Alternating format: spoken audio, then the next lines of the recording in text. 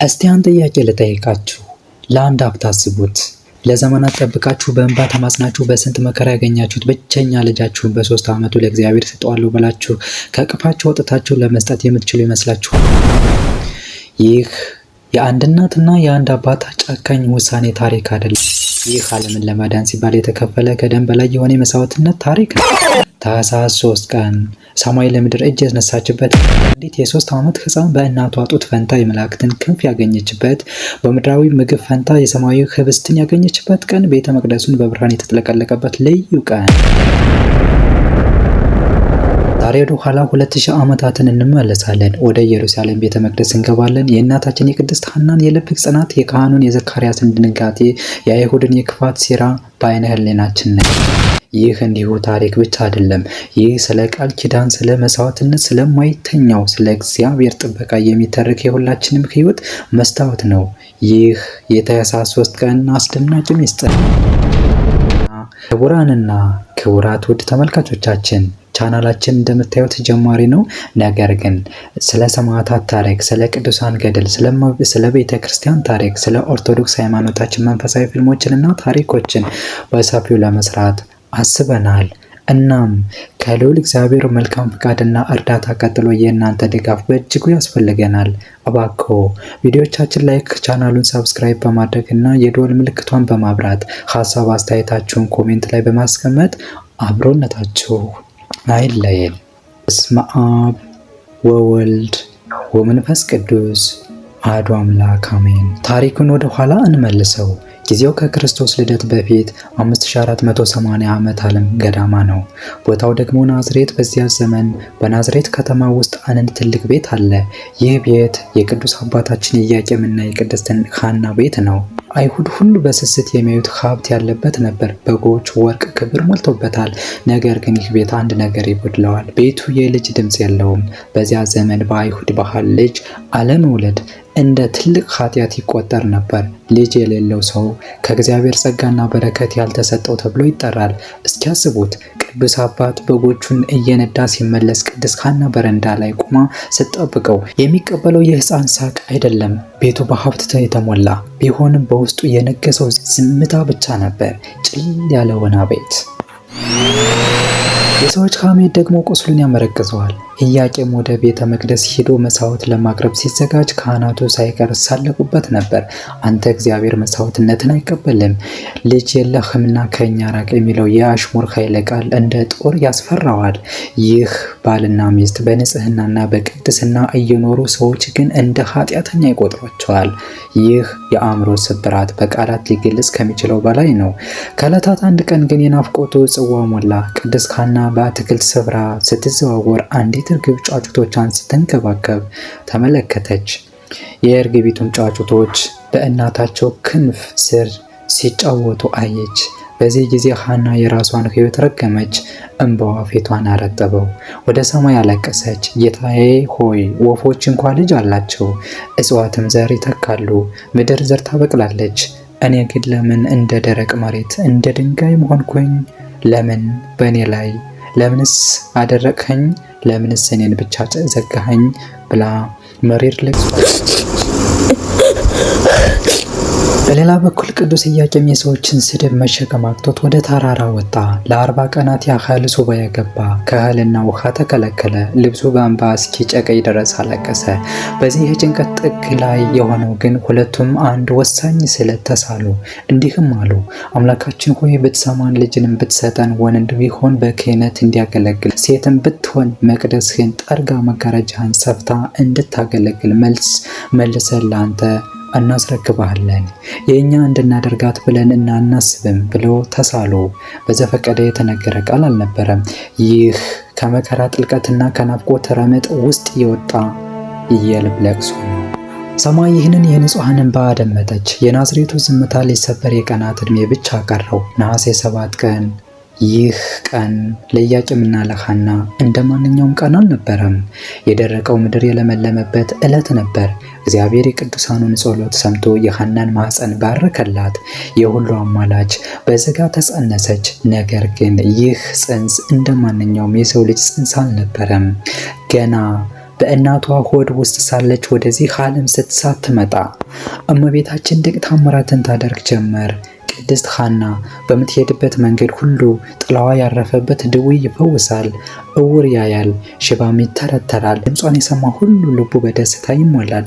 ይህ ነገር በናዝሬትና በይሁዳ ምድር ሁሉ እንደ ሰዳድ እሳት ተቀጣጠለ። ይህ ዜና ወደ አይሁድ መኳንንትና ካህናት ጆሮ ሲደርስ ግን የተፈጠረው ስሜት ደስታ ሳይሆን ጥልቅ የሆነ የፍርሃትና ቅናት ነበር። ክፋት በልባቸው ነገሰ። ተሰብስበውም እንዲህ በማለት ተማከሩ፣ ይህ ጽንስ ገና በሆድ ሳለ እንዲህ ያለ ታምር ከሰራ ከተወለደ በኋላ ምን ሊያደርግ ነው? ደግሞስ ከኢያቄምና ከሐና የሚወለደው ልጅ ዙፋናችንን የሚነጥቀን እኛንም የሚገዛ ንጉሥ ቢሆንስ? ይህ ከመሆኑ በፊት ጽንሱንም እናቱንም ማጥፋት አለብን ብለው በክፋት ተነሳሱ። የሞት ጥላ በናዝሬት ቤት ላይ አጠላ። ኢያቄምና ሐና ይህንን ሴራ ሲሰሙ ሀብታቸውን፣ ቤታቸውን፣ የለመዱት ምቾት ሁሉ ትተው የሚወለደውን ጽንስ ለማዳን ወደ ስደት ወጡ። ጉዟቸውም ወደ ሰሜን ወደ ተራሮቹ ሀገር ወደ ሊባኖስ፣ ኑሯቸውም ተቀየረ። ሁሉ ክብር ቀረ። የሊባኖስ ተራራ ብርድና ውርጭ ቤታቸው ሆነ። በአለት ንቃቃትና በዛፍ ጥላ ስር ተጠለሉ።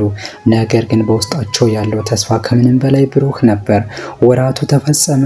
ግንቦት 1 ቀን ሲደርስ በዚያ አገር ከሰው ቤት ርቆ በተፈጥሮ እቅፍ ውስጥ ሊባኖስ ተራራ ላይ እመቤታችን ተወለደች። ፀሐይ በምስራቅ ስትወጣ እውነተኛዋ ፀሐይ በሊባኖስ ተራራ በራች። ኢያቄምና ሐና በስደት ስፍራ ሆነው ዓለምን በቅፋቸው ያቀፉ ያህል ተሰማቸው። ስሟንም ማርያም አሏት። አይሁድ ጽንሱን እናጠፋለን ብለው ሲያውጠነጥኑ፣ እግዚአብሔር ግን በሊባኖስ ተራራ ላይ የዓለምን ብርሃን ገለጠ። ጠላቶች ሲያሳድዱ እግዚአብሔር አከበረ። ከጊዜ በኋላም ሁኔታዎች ሲረጋጉ ቅዱሳን ወላጆች ልጆቻቸውን ይዘው በድል ወደ ናዝሬት ተመለሱ። ቀጥሎ ያሉት 3 ዓመታት ለኢያቄምና ለሐና የምድር ገነት ነበሩ። እመቤታችን ከመሬት አውርደዋት አያውቁም። አፏን ስትፈታ የምትናገረው ቃል፣ አካሄድ፣ አስተያየቷ ሁሉ ልዩ ነበር። እርሷ በቤታቸው ስትኖር የናዝሬቱ ቤት በበረከት ተሞላ። የልጅ ሳቅ፣ የእናት ደስታ፣ የአባት ኩራት ቤቱን አደመቀው። ሐና ልጇን እያቀፈች የዘመናት እንባዋን ተረሳለች። ጊዜው እየገፋ ሄደ። 3 ዓመት ሞላ። ሕፃኗ ማርያም አደገች። እየሮጠች እየተጫወተች ከአባቷና ከእናቷ ጋር ጥብቅ ፍቅር መስረታለች። መለያየት የማይታሰብ የሚመስልበት ጊዜ ላይ ደረሱ። ነገር ግን አንድ ቀን ምሽት በሐና ልብ ውስጥ አንድ ድምፅ አስተጋባ። የህሊና ደወል ተደወለ። የንጉሥ ሰለሞን ምክር በአእምሮዋ መጣ። ጠቢቡ ሰለሞን በመጽሐፍ መክብብ ምዕራፍ 5 ቁጥር ከ4 እስከ 5 እንዲህ ነበር ያለው፣ ለእግዚአብሔር ስዕለት በተሳልክ ጊዜ አትፈጽመው ዘንድ አትዘግይ። ሰነፎች ደስ አያሰኙትም እና የተሳልከውን የማትፈጽም ብትሆን ባትሳል ይሻላል። ቃሉንም ሐና አስታወሰች። ልቧ ተከፈለ። በአንድ በኩል የእናትነት አንጀት የ3 ዓመት የፍቅር ትስስር የልጇን ናፍቆት ይጎትታል። ገና ሕፃን ናት። ትንሽ ትቆይ፣ እንዴት ከቅፍ ያወጣታለሁ የሚል የእናትነት ስሜት ይሟገታታል። በሌላ በኩል ደግሞ የእግዚአብሔር ቃል ኪዳን አለ። ጌታ ሆይ ልጄ ከሰጠኸኝ መልሼ ላንተ ሰጥሃለሁ ብላ የተሳለችው ቃል አለ። ይህ ፈተና ቀላል አልነበረም። ነገር ግን ሐና ሰነፍ መሆንን አልመረጠችም። የእግዚአብሔርን ዳይዞ መኖርን አልፈቀደችም። በስጋዊ ፍቅር ይልቅ ሰማያዊ ቃል ኪዳን እንደሚበልጥ ወሰነች። ይህች ሴት የእምነት ጀግና ናት። እንባዋን ጠራረገች፣ ልቧን አጠበቀች። ወደ ባሏ ወደ ኢያቄም ሄደች። ኢያቄም ከልጁ ጋር እየተጫወተ ነበር። ሐና ጠጋለችና በረጅሙ ተነፈሰች። ወንድሜ ኢያቄም ሆይ አለችው፣ ድምጿ እየተንቀጠቀጠ። ምን ሆነሽ ነው ሐና አላት። የፊቷን መለዋወጥ አስተውሎ የጠቢቡን የሰለሞን ቃል አስታወስኩ። ስዕለት ተስለህ አትዘግይ ይላል። ልጃችን 3 ዓመት ሆኗታል። እግዚአብሔር የለመነውን ሰጥቶናል። አሁን ተራው የኛ ነው።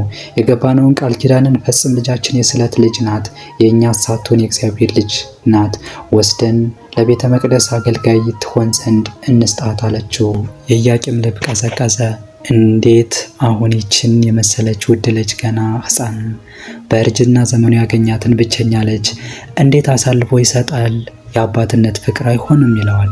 መንፈሳዊ ታማኝነት ግን ግዴታ ነው ሲል አሳሰበው። ኢያቄም የሐናን ዓይን አየ። በዚያ ዓይን ውስጥ ህመም፣ ነገር ግን ደግሞ የማይናወጥ እምነት ይመለከታል። እርሷ እናት ሆና ይህንን መስዋዕትነት ለመክፈል ከወሰነች እርሱ እንዴት እንቅፋት ይሆናል? የኢያቄም መንፈሳዊ ማንነት ከፍ አለ፣ ስሜቱን አሸነፈ፣ የአብርሃም አይነት ልብን አፈጠረ።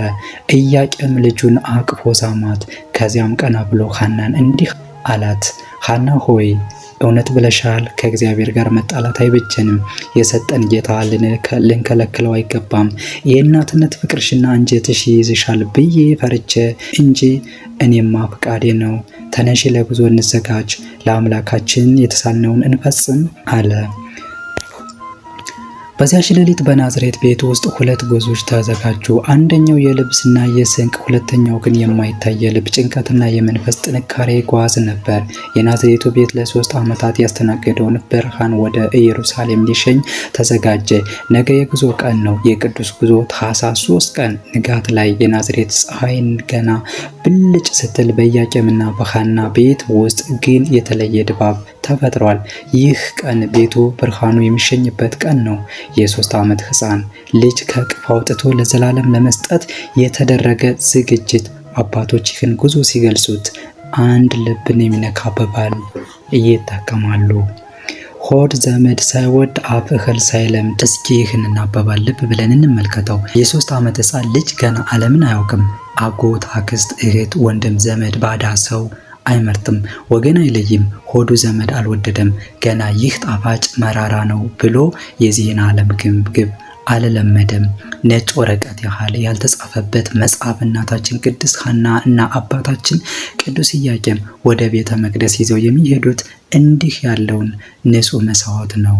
ዓለም ያልነካውን ምድራዊ ፍቅር ያልተጣባውን ውድ ስጦታ ጉዞ ተጀመረ። ከናዝሬት ወደ ኢየሩሳሌም የሚወስደው መንገድ ረዥም ነው። ነገር ግን ለእነዚህ ወላጆች መንገድ የመንፈስ መንገድ ነበር። ቅድስት ሐና ሕፃን ልጇን አቅፋለች። እመቤታችን ቅድስት ድንግል ማርያም በእናት ታቅፋለች። በንጹህ ዓይኖቿ እናቷን እያየች ነው። ሐና የልጇን ለስላሳ ጸጉር ትዳብሳለች። ትንንሽ እጆቿን ትስማለች። የልብ ትርታዋን ታደምጣለች። በሐና ልብ ውስጥ 2 ግዙፍ ኃይሎች እየተዋጉ ነው። አንደኛው የእናትነት ስሜት ነው። ይህ ስሜት ይጮሃል፣ ሐና ሆይ ምን እያደረግሽ ነው? እንዴት ጨክነሽ? ገና እኮ ናት። የልጅነት ጨዋታዋን ሳትጠግቢ እንዴት ትለያታለሽ? እያለ ውስጧን ይበላዋል። በእያንዳንዱ እርምጃ ወደ ኋላ እንድትመለስ ይጎትታታል። ልጇን አጥብቃ አቅፋት፣ እንባዋ በሕፃኗ ፊት ላይ ይፈሳል። የመጨረሻ ነው፣ ይህ የመጨረሻ ማቀፍ ነው እያለች በመንገዷ ላይ የልጇን ጠረን ትምግ ነበር። ሁለተኛው ኃይል ግን የእምነት ጽናትና ቃል ኪዳን ነው። ሐና በመንገዱ መሃል ቆም እያለች ልጇን ቀና አድርጋ እንባዋን እየጠረገች ከዚያም ራሷን አሳመነች። ልቧን ወደ ሰማይ ያነሳች። እንዲህ ስትል አሰበች፣ አዎ እኔ እናት ነኝ፣ ወልጃታለሁ፣ አጥብቻታለሁ። ነገር ግን እኔ የሰጠኋት ስጋና ደም ብቻ ነው። ሕይወቷን የሰጣት እርሱ ነው። እኔ የወለድኳት ለዚች ምድር ነው። እርሱ የፈጠራት ግን ለሰማያዊ ተልእኮ ነው። በናዝሬት ቤት ውስጥ እኔ ብንከባከባት ከአቅሜ በላይ የሆነ በሽታ ቢመጣ እንኳን ማዳን አልችልም። ክፉ ሰው ቢነጥቀኝ መጠበቅ አልችልም። ሞት ቢመጣ ላስቀራት አልችልም። የኔ አቅም ውስን ነው። ሐና ወደ ኢያቄም ተመለከተች። የኢያቄም ዓይኖች በእንባ ተሞልተው፣ ነገር ግን በኩራት አንገቱን ቀና አድርጎ ይመራቸዋል። ሐና በልቧ ቀጠለች፣ ነገር ግን የምሰጣት አምላክ እርሱ ከእኔ ይልቅ ሩህሩህ ነው። እርሱ ከኢያቄም ይልቅ ኃያል አባት ነው። በቤተ መቅደስ የሚጠብቃት እርሱ የማይተኛ ጠባቂዋ ነው። እኔ ቤት ብታድግ የሰው ልጅ ትሆናለች፣ በእርሱ ቤት ብታድግ ግን የሰማይ ንግሥት ትሆናለች። ለእግዚአብሔር የሚሰጥ ስጦታ የተጣለ አይደለም፣ የተዘራ እንጂ።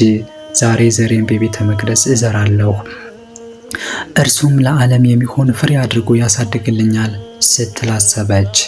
ይህ ሐሳብ ሲመጣላት የሐና ፊት በራ። የውስጥ ሰቀቀኗ ወደ ሰማያዊ ደስታ ተለወጠ። ሐና ልጇን ስትስም በስስት ሳይሆን በበረከት ነው።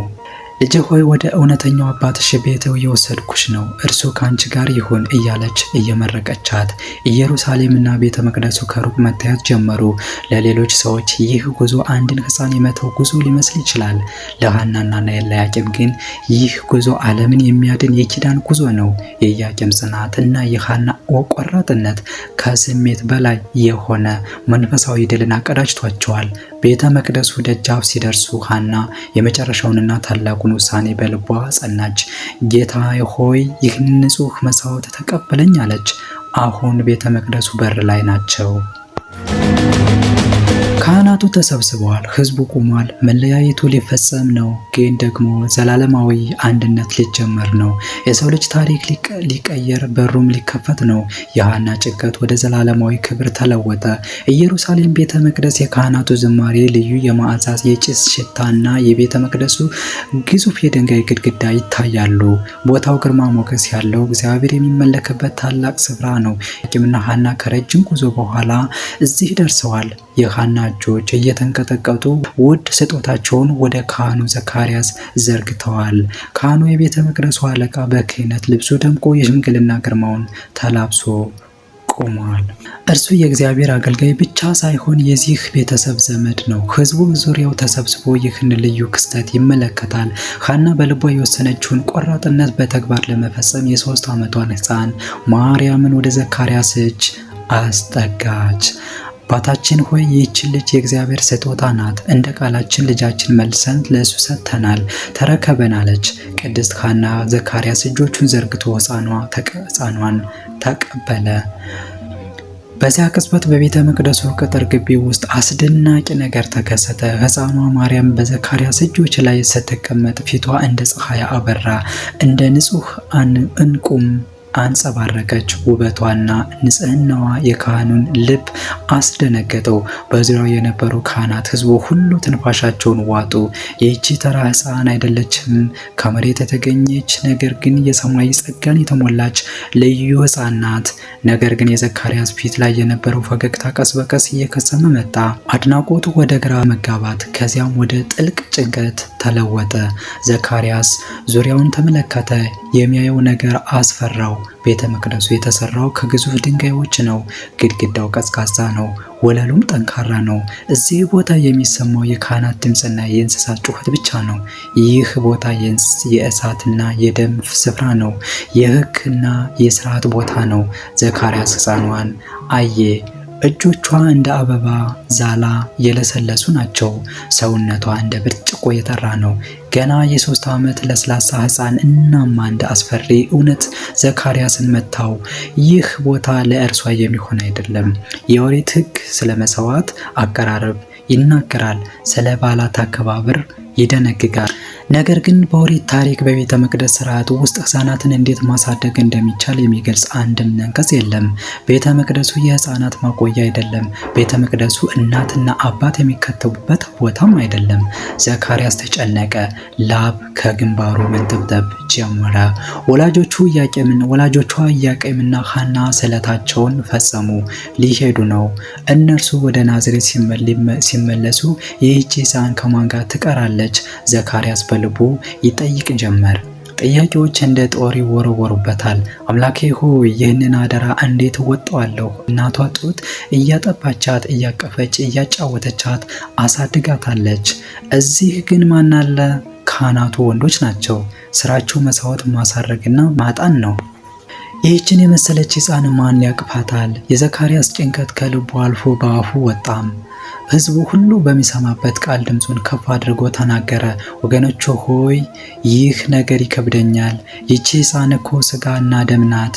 ምግብ ትፈልጋለች፣ ውሃ ትሻለች። እኛ የምንበላው የካህናት ምግብ ለእርሷ እንዴት ይስማማታል? ማታ ሲጨልም ብርዱም ሲበረታ እናቴ ብላ ስታለቅስ ማን ያባብላታል? እዚህ እኮ እናት የለችም። እዚህ እኮ እህት የለችም።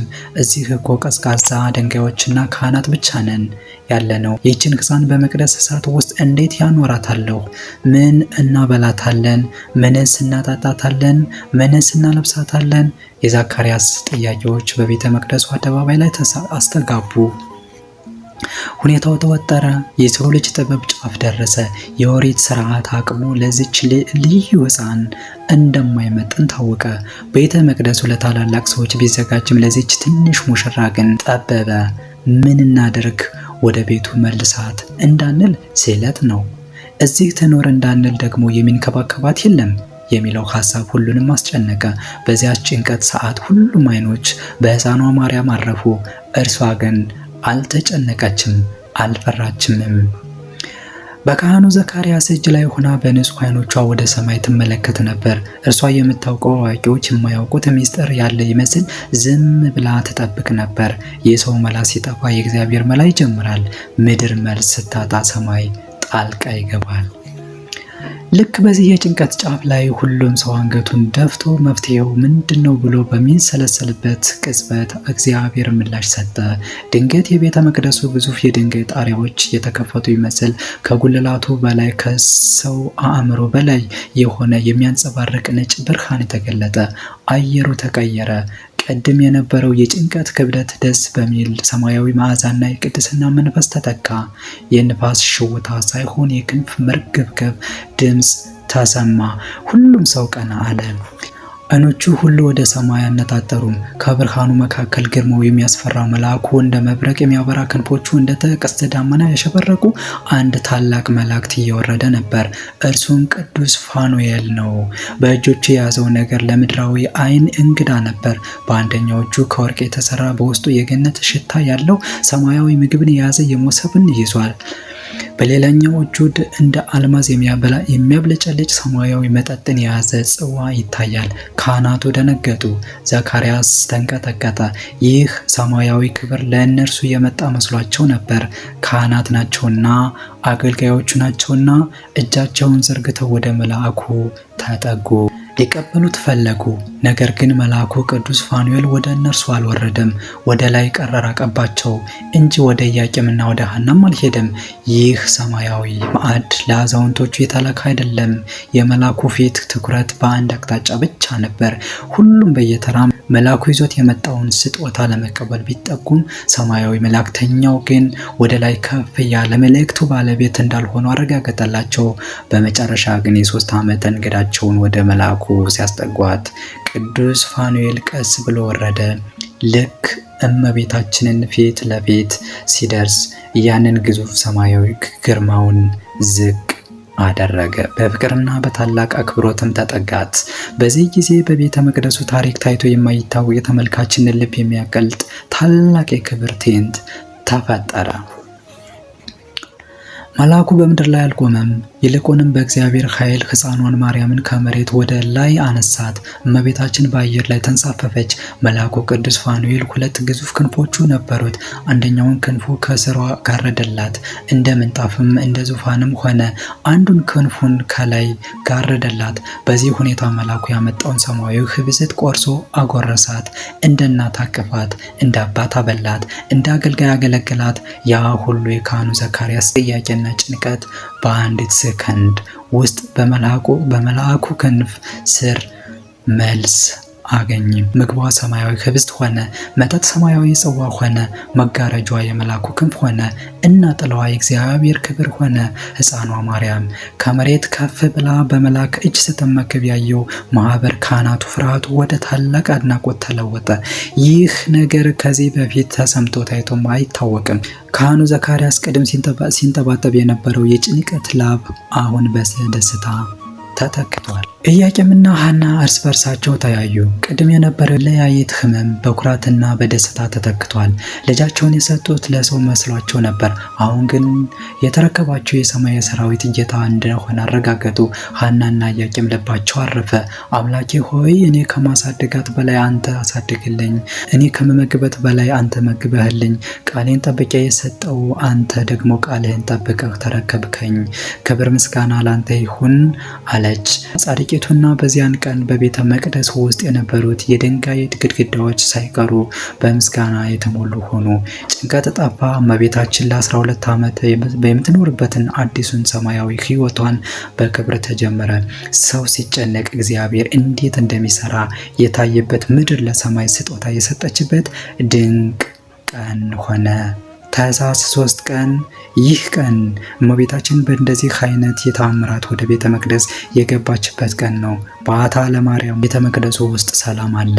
በእመቤታችን በቅዱስ ፋኑኤል ክንፍ ታቅፋ ሰማያዊ ህብስት እየተመገበች ከመላእክት ጋር እየተነጋገረች ኖራለች። ቅናት እንደ እሳት የሚበላ ነገር ነው። አይሁድ የሕፃን በቤተ መቅደስ ውስጥ የምታገኘውን ክብር ሲያዩ ልባቸው በምቀኝነት ነደደ። የጥንቱ ትንቢት ትዝ አላቸው። ይህቺ ልጅ አደጋ ወንድ ልጅ ትወልዳለች፣ ልጁም እኛን ይገዛል፣ ስርዓታችንን ይሽራል፣ መንግስታችንን ያጠፋል የሚለው ፍርሃት እንቅልፍ ነሳቸው። ካህናቱና የሕዝቡ ሽማግሌዎች በሚስጥር ተሰበሰቡ። ውሳኔያቸው አንድ ነበር። ይህችን ሕፃን በጠዋቱ መጥፋት አለባት ሲሉ ደመደሙ። በመጀመሪያ ራሳቸው ሞከሩ። ሰዎች ልከው ሊያስገድሏት ሞከሩ። ነገር ግን ወደ ቤተ መቅደሱ ሲጠጉ የቤተ መቅደሱ በእሳት የታጠረ ሆኖ ታያቸው። ፈሩ፣ ተንቀጠቀጡ፣ ወደ ኋላ ሸሹም። ነገር ግን ክፋት ተስፋ አይቆርጥም። ተራ ሰዎች ካልቻሉ ሌላ ኃያል ያለው ሰውን ፈለጉ። በጊዜው የነበረ አንድ ታዋቂና ጨካኝ ጠንቋይ አለ። ስሙ መጥቆል ይባላል። መጥቆል በዘመኑ እጅግ የሚፈራ ከአጋንንት ጋር የሚነጋገር ዝናብ አዝንባለሁ ምድሪቱንም አጥለቀልቃለሁ ብሎ የሚፎክር ትዕቢተኛ አስማተኛ ነው። አይሁድ ወደ መጥቆል ሄዱ። ኢያቄምና የሐናን ልጅ እንዲያጠፋላቸው ተዋዋሉ።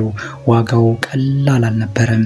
30 ምዝ ወርቅ፣ 30 ብር፣ 30 ምርጥ ፈረሶች፣ 40 በጎች፣ 70 ፍየሎች፣ 60 እና 300 የከበሩ አልባሳት፣ ይህንን ሁሉ ሀብት ወደ መጥቁል ካዘና አስገቡለትም። መጥቁል በደስታ ቦረቀ፣ ሀብቱን ቆጠረ። ይህማ ምን ይቸግራል? እግዚአብሔር ራሱን ሳይቀር አዘዋለሁ። ሂድ ስለው ይሄዳል፣ ና ስለው ይመጣል። ይህችን ልጅ ማጥፋት ለእኔ ቀላል ነው፣ እናንተ ሂዱ ብሎ በትዕቢት ተናገረ። ነገር ግን የእግዚአብሔር ክንድ የሰራው ስራ አስደናቂ ነው። መጥቆል ያከማቸውን ወርቅና ብር መልሶ ሊያይ ወደ ካዘናው ሲገባ ያ ሁሉ ወርቅ ወደ አፈርነት ተቀይሮ አገኘው። ያ ሁሉ ብር ወደ ትቢያነት ተለወጠ። የከበሩት ልብሶች ብል በልቷቸው አፈር ሆነው ክፋት ዋጋው ጥፋት መሆኑን እግዚአብሔር አሳየ። ይህ ሲሆን መጥቆል ንስሐ መግባት ነበረበት። እርሱ ግን ተናደደ። ይህን ያደረገችብኝ ያቺ ሕፃን አይደለችምን? ሳልቀድማት ቀደመችኝ ብሎ አበደ። አሁን ጦርነቱ የጥቅም ብቻ ሳይሆን የቂም ሆኗል። መጥቁል ወደ ዋሻው ገባ። የጨለማውን ኃያል ጠራ። ድግምቱን ደገመ። ከሲኦል ጥልቅ 370 አጋንንት ጠርቶ አወጣ። ከሰዎች ወገን ደግሞ 370 ጨካኝ ጎበዞችን መረጠ። በአጠቃላይ የሰውና የአጋንንት ቅልቅል የሆነ ግዙፍ የክፋት ሰራዊት አደራጀ። ሰዓቱ እኩለ ሌሊት ነው። ኢየሩሳሌም በተኛችበት ሰዓት ይህ የጨለማ ሰራዊት ወደ ቤተ መቅደሱ መገስገስ ጀመረ። ነጋሪት ይጎሰማል፣ እምቢልታ ይነፋል። ሰይፋቸው በጨለማ ውስጥ ይብለጨለጫል። የአጋንንቱ ጩኸትና የሰዎቹ ፉከራ የሌሊቱን ጸጥታ ቀደደው። ዓላማቸው አንድ ነው። ቤተ መቅደሱን ሰብሮ እመቤታችንን ገድሎ አካሏን ቆራርጦ መጣል። ከቤተ መቅደሱ የቅርብ ርቀት ሲቀራቸው ሁኔታው አስፈሪ ሆነ። አሁን ማንም የሚያድናት አይመስልም። የአጋንንት ሰራዊቶች አጥሩን ሊዘሉ ነው። ነገር ግን የእስራኤል ጠባቂ አይተኛም አያንቀላፋምም። ልክ አጥሩን ሊነኩ ሲሉ ሰማዩ በድንገት ተከፈተ። ዓለም ከተፈጠረ ጀምሮ ሆኖ የማያውቅ የወደፊት የማይሆን አስፈሪ መብረቅና ነጎድጓድ ወረደ። ሰማዩ እሳት ለበሰ። የመብረቁ ድምፅ ጆሮን ያደነቆር ነበር። ያ ሁሉ ትዕቢተኛ ሰራዊት፣ ያ ሁሉ ጋሻና ጦር፣ ያ ሁሉ አጋንንት በሰማያዊ እሳት ፊት እንደ ሰም ቀለጠ። መጥቁል በቆመበት ተቃጠለ። በዚያው ቅጽበት ምድር ተቀጠቀጠች። መሬት አፏን ከፈተች። የተሰነጠቀው የምድር ሆድ መጥቁልን ከነ ሰራዊቱ፣ ከነ ነጋሪታቸው፣ ከነ ጦራቸው ጠራርጎ ዋጣቸው። ከዚያም ምድር ተመልሳ ተዘጋች። ሁሉም ነገር ጸጥ አለ። የነበረው ሁሉ በአንድ ቅጽበት ወደ አመድነትና ወደ ባዶነት ተቀየረ። እግዚአብሔር አዘዋለሁ ያለው መጥቁል በትዕቢቱ በመሬት ተዋጠ። በማግስቱ ጠዋት ፀሐይ ስትወጣ በቤተ መቅደሱ ዙሪያ ምንም ነገር የለም። እመቤታችን ቅድስት ድንግል ማርያም ከቤተ መቅደስ ወጥታ ተመለከተች። የጠላቶቿን መጥፋት አየች። እንኳ እነርሱ ሊገድሏት ቢመጡም እርሷ ግን ስለ እግዚአብሔር ማዳን አደነቀች። ይህ ድል የሰው እጅ አልነበረም። እግዚአብሔር የመረጣቸውን እንደሚጠብቅ ምንም የሱን የእርሱን ቅዱሳን መንካት እንደማይችል ለዓለም ያወጀበት ታላቅ ሌሊት ነበር። የክፋት ኃይል በቁጥሩ በቢያዛም በእግዚአብሔር ኃይል ፊት ግን እንደ ገለባ መሆኑ ታየ። የአይሁድ ሁከት ተጠፋ። መጥቆልና ሰራዊቱ በምድር ከተዋጡ በኋላ ቤተ መቅደሱ ውስጥ ፍጹም ሰላም ተሰፈነ። እመቤታችን ቅድስት ድንግል ማርያም በዚህ በተቀደሰው ስፍራ ለ12 ዓመታት ኖረች። እነዚህ ዓመታት ለሰው ልጅ ዝምታ፣ ለሰማያውያን ግን የደስታ ዓመታት ነበሩ። ጠዋት ከሰማይ የሚወርድ ህብስት እየተመገበች ማታ የህይወት መጠጥን እየጠጣች ከምልሃት ጋር በምስጋና እየተባበረች አደገች። ምድራዊ ሀሳብ የለባትም፣ ሰማያዊ ዜማ እንጂ። ቤተ መቅደሱ ለእርሷ ወርቃማ ቤት ነበር። ነገር ግን በምድር ላይ የማይለወጥ ህግ አለ። ጊዜ ይሮጣል፣ የሰው ልጆችም ያድጋሉ።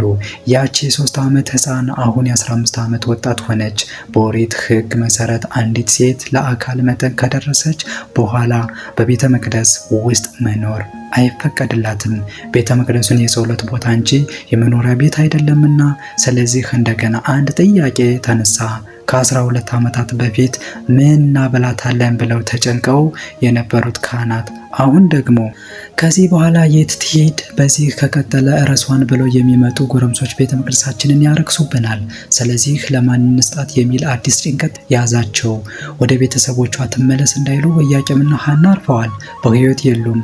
ዝም ብለው ለሰው ሊድሯት እንዳይሉ እርሷ የመላእክት እህት ሰማያዊ መናን የምትመገብ ልዩ ፍጥረት ናት። እንዴት ተራ ሰው ሊቀርባት ይችላል? ካህኑ ዘካርያስ ያ በሽምግልናው ብዙ ያየው አባት አሁንም መፍትሄው ከሰው ሳይሆን ከእግዚአብሔር እንደሆነ አመነ። እናም ቅድስተ ቅዱሳን ገብቶ ጸለየም። ጌታ ሆይ ይህች ያንተ አደራ ናት። ጅምሩን ያሳምር፣ ካንተ ፍጻሜውንም አሳምር።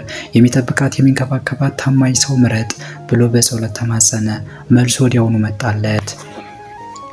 ከዳዊት ወገን የሆኑትን ሚስቶቻቸው የሞቱባቸውን ሽማግሌ ካህናት ሰብስብ፣ ብትራቸውን በቤተ መቅደስ አኑር፣ እኔ የመረጥኩትን ሰው በምልክት አሳይሃለሁ የሚል መለኮታዊ ትእዛዝ ነው። በእግዚአብሔር ምርጫና በሰው ምርጫ መካከል ያለው ልዩነት እዚህ ላይ ይታየናል። ሰዎች የሚመርጡት ሀብታሙን፣ ጉልበተኛውን ወይም ወጣቱን ነበር። እግዚአብሔር ግን የመረጠው አረጋዊ፣ ድሃውን፣ ጠራቢ፣ ልቡ በቅንነት የተሞላውን ዮሴፍን ሆነ። ለምን ካልነ ምክንያቱም እመቤታችን የሚያስፈልጋት ባል ሳይሆን ጠባቂ ነውና። ብትሮች ተሰብስበው በቤተ መቅደስ አደሩ።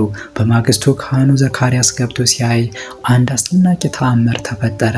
ከተደረጉት ብትሮች መካከል የአረጋዊ ዮሴፍ ብትር ለምልማ አበባ ፍሬ አፍርታ ተገኘች። ይህ ብቻም አይደለም፣ ከሰማይ እርግብ ወርዳ በዮሴፍ ራስ ላይ አረፈች።